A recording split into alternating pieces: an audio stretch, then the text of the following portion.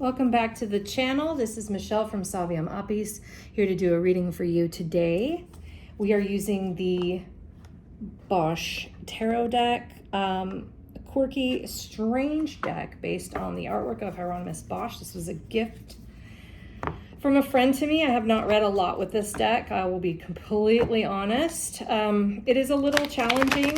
When I read for myself, I don't typically like to use decks that don't have that resonance of familiarity, and when I read for others, there are some decks that I just tend to select over and over again. They speak to me and they're easier for me to kind of get into.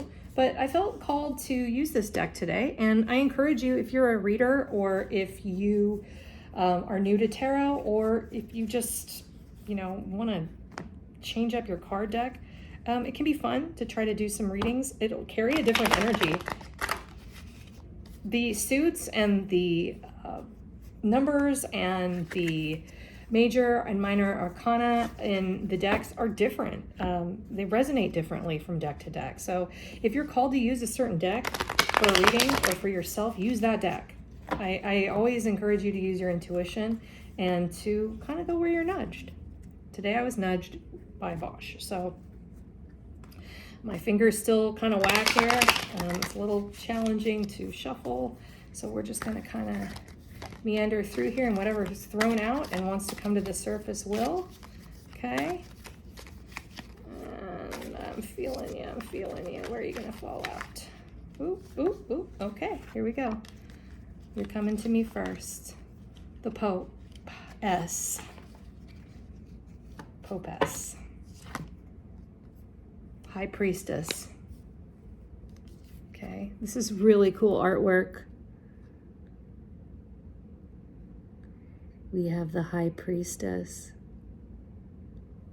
Some of you need to be here to engage with this High Priestess energy, and that's why I'm here doing this reading.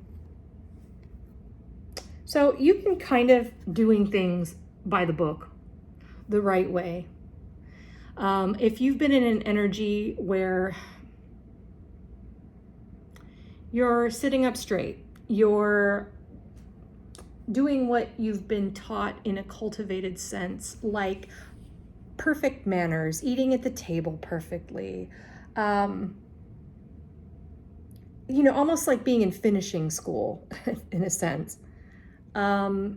Going by the book, being very pious, trying to do things the right way, trying to adhere to kind of the guidelines that have been set forth by others for you, and those to which you also hold yourself in a very rigid and strict way, you might be finding yourself feeling a little dissatisfied with that. There is movement in the energy here around this. And I'm feeling like there's a tiredness around it, because it takes a lot of energy to maintain and uphold these structures that get sort of imposed upon us by our family systems, by our religions, by our school systems, by society in general. And at some point, it caps and stunts our growth. The High Priestess has a great command of the lessons that she's been taught, the book learning, but she lacks that sort of wonderful fertility of the Empress and the joy and the relaxation that's expressed by the Empress. Okay? It is a little bit crone energy. It's almost like I've aged past this point of joy.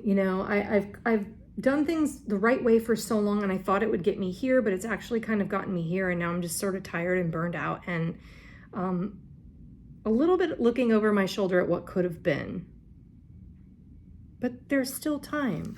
There isn't, I know fall's creeping in, but you still have all this summer, right? You still have all this hope and renewal energy back here. You could look at it two ways. You could look at it as, oh no, winter is coming, in a very, stark Game of Thrones sort of sentiment. Winter's coming. Uh-oh, I better hurry up and grow, which can lead to kind of this frustration that we're reading in her face. Or you can look at it as, I am transitioning from the winter of life, from the dying of life, back into renewed growth. There's still hope. Things can change. So I want to say to you, it's never too late. It is never too late. Especially if you've put off engaging in relationships or, love or dating or whatever because you've tabled it for a career or something. Well, look at now you find yourself at a table of one and you're wondering like, what have I done with my time? I missed out on. Or if you thought you might have wanted to have kids, but now those gates are closing because you're entering perimenopause or menopause. You could look at it as a loss or you could look at it as a gain or an opportunity. There is some growth and some renewal underneath this. And you're being encouraged now to not look at what you don't have or look at what you lack or look at what you missed out on, but what you have yet to embrace, what's coming. Because underneath every husk, there's still a seed inside. When an acorn falls to the earth, when the tree releases its leaves, it's enriching the soil around it. Acorns and seed pods rattle and they're dry, but they carry within them the potential for new life. So right now, it's sort of that kind of feeling. There's a little seed pod energy. There's something yet to bloom. Okay? There is a lot of root and sacral chakra. There's first and second chakral energy in this for me. I would advise anybody to kind of reconnect with themselves in a primal way. We've spent so much time in the headspace and maybe not enough with our feet in the earth. If you wear shoes on the dirt, you're never going to feel the charge of the earth, the electricity. So this is an encouragement to get back out there, kick your shoes off a little bit, and reconnect with what is banal and everyday and fecund and sort of messy. Eat with your hands. That's a simple practice. Lick your plate. Chuck away the refinements that have been imposed on you because you're so busy trying to be a good girl or a good boy or a good person. And embrace an opportunity to approach all of these things, your architecture, from a beginner's mindset. Babies are messy. Get messy. Okay? In that messiness, you're going to find new opportunity. You will fertilize the soil and new growth will happen. All is not lost.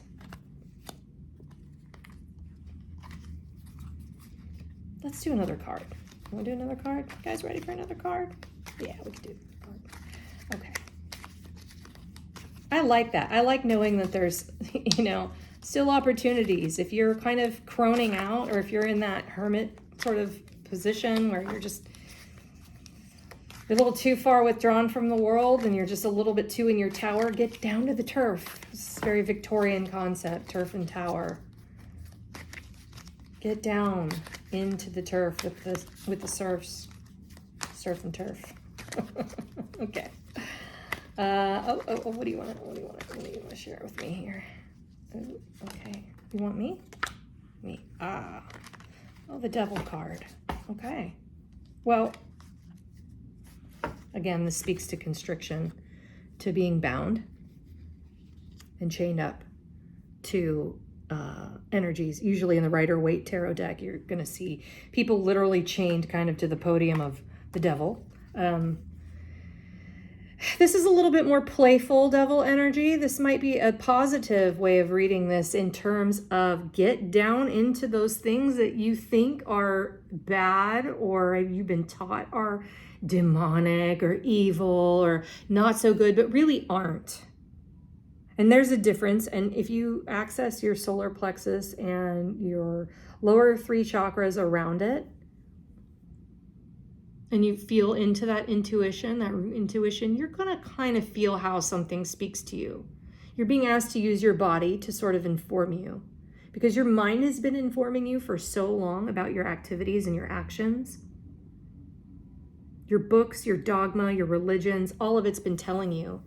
And this goes, I'm going to tell you, it goes outward into society too, and how we're engaging with each other now. Use your intuition. Stop reading the feed or trying to say something so perfectly that you miss the point entirely. You're being asked to participate from the gut. And we say from the heart, but in this case, this is definitely coming from the gut, from the bowel, from the lower areas, from the groin, the parts, the places in us that rule fertility, death and renewal. Access your humanness, your animalness. Animals use senses outside of the 5 senses that we, on the average, employ. Although I'm sure if you're here, you are probably accessing what's beyond those.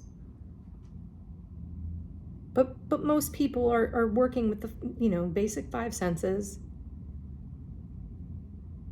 This is asking you to step outside of that and sort of use those, but also lean into intuition and your 6th sense. Okay? Play around it and play with it. Don't take this so seriously. Don't take yourself so seriously. You're being invited to play in a safe way, and you will, because you've cultivated such good structures around yourself, you'll know when you're crossing the line. You'll know when something is too far gone, and you'll know when you're being inappropriate or you're leaning into darkness of power, when you're attempting control or manipulation. You don't want those things, but what you do want to release is the boundaries and the chains around your primal self, the part of you that will connect you to your intuition.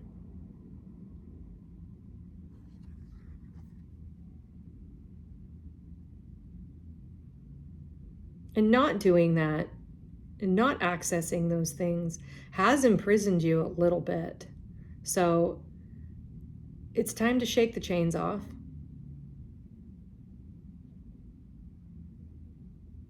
Remember that you are incarnated here. We spend so much time, and I've seen this, I've heard this recently with, several other people said the same thing, but it's true. We spend so much time trying to ascend that we forget that we incarnated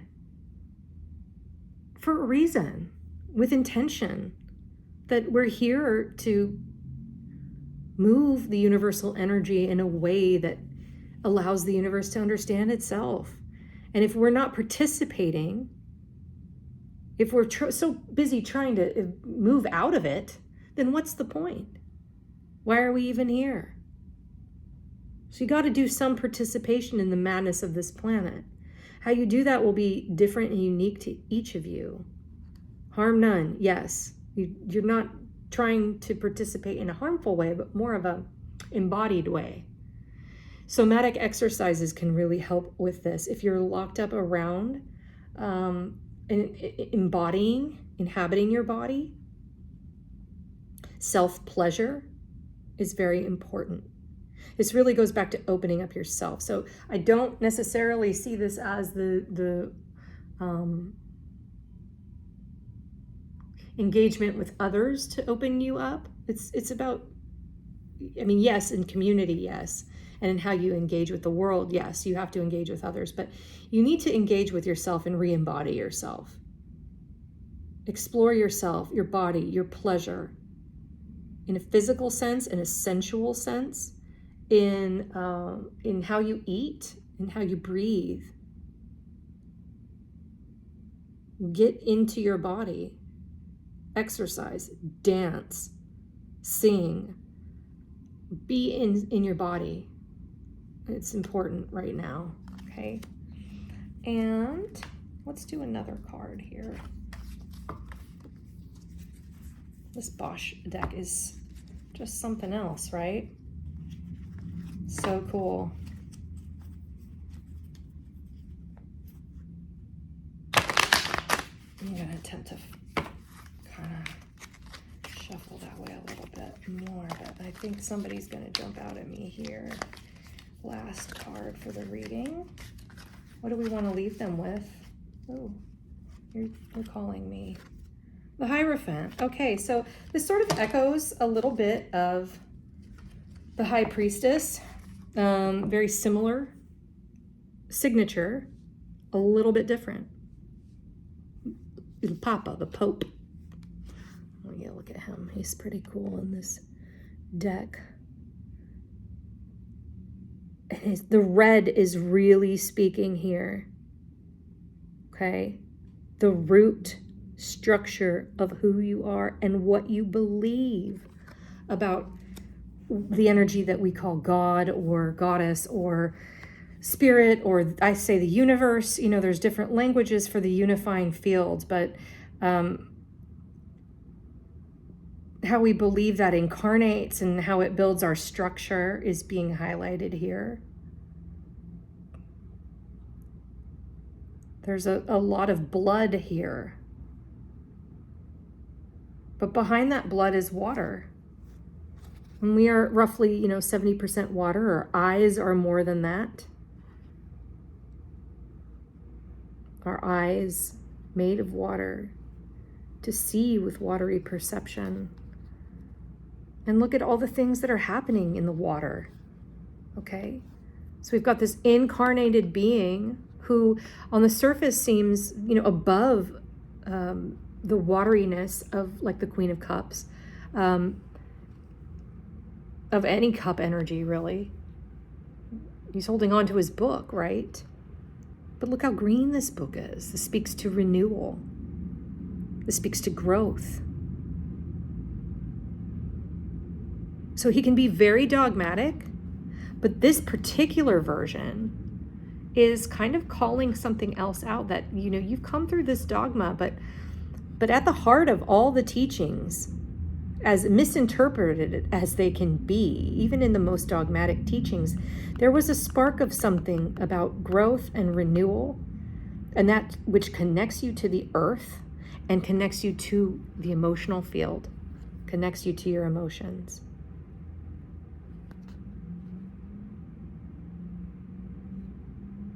You can spend your time in a secure, safe little hole of emotion, or you can go out to the ocean and fully immerse yourself. The choice is yours. You have choices around this. If you're feeling detached, disembodied, like we were talking about earlier with, the Devil card here, about getting into your body, a good way to do that is put your toe in the water in a safe way. Practice emotional connection in a safe way so that you can get out here to the big ocean.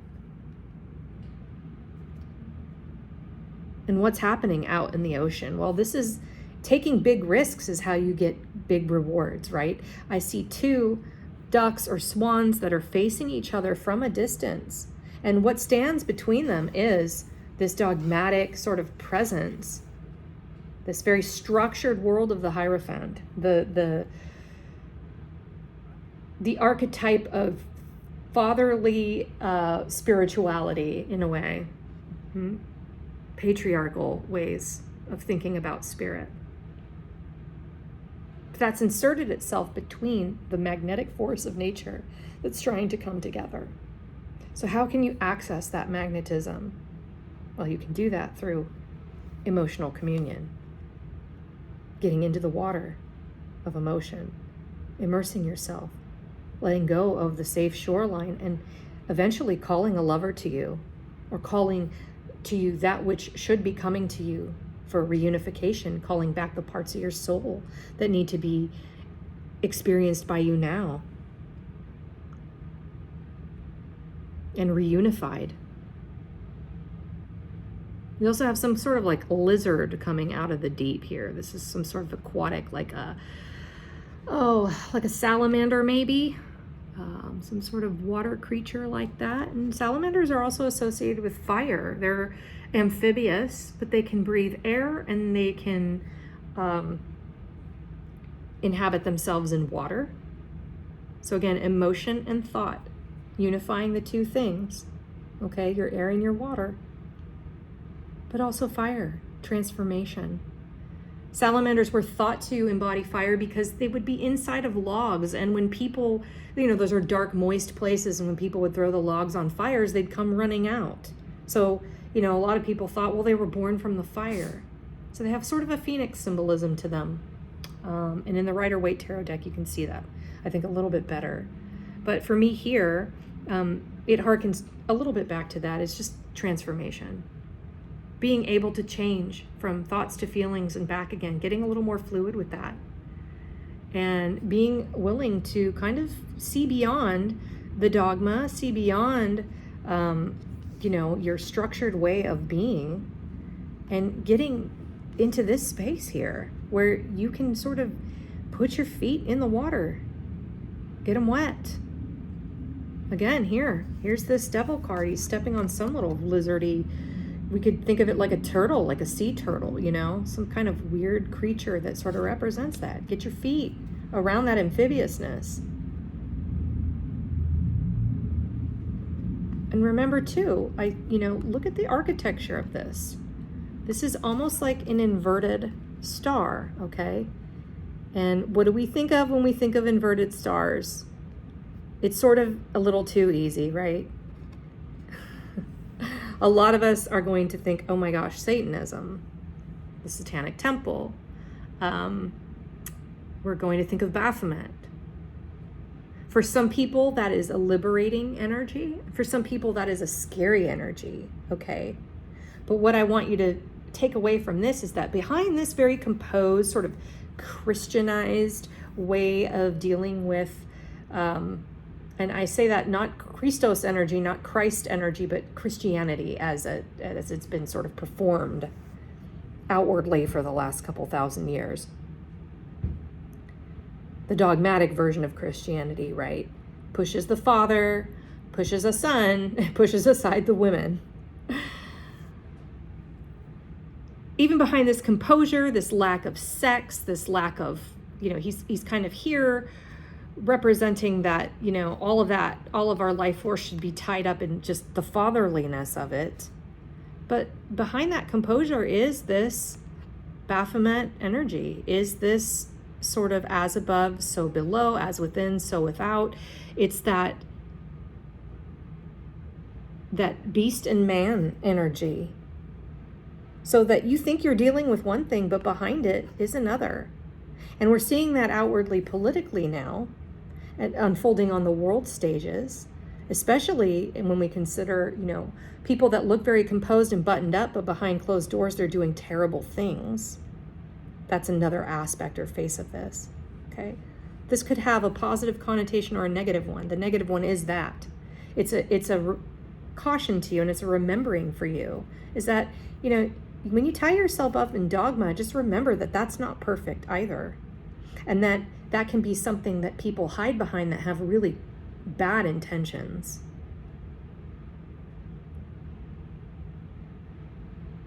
Would you trust your children in a room with these people? Kind of question is coming up here. But it can also be a positive connotation. There's a beast within. There is an earthliness to us. We are in bodies. We are corporeal. We are real. Everything's real. But we are fully realized in 3D on this planet. Accessing that can take you from this dry state where you're proselytizing about all these things and bring you into an embodied state where you are, communing, where you're meeting others, where you're in communion. The waters of life are dancing together. It isn't just a baptismal font. It's not performed symbolism. The baptism is actually the initiation into gnosis, into true, deep, embodied knowing. The hieros gamos, the unifying of masculine and feminine, okay? So that's what I got for you today. If this resonated for you, hit like, hit subscribe, whatever you got to do, or just come back and say hi, leave a comment. If you have questions, you can reach out to me. I love you guys. I'm here for you, and I'll be back.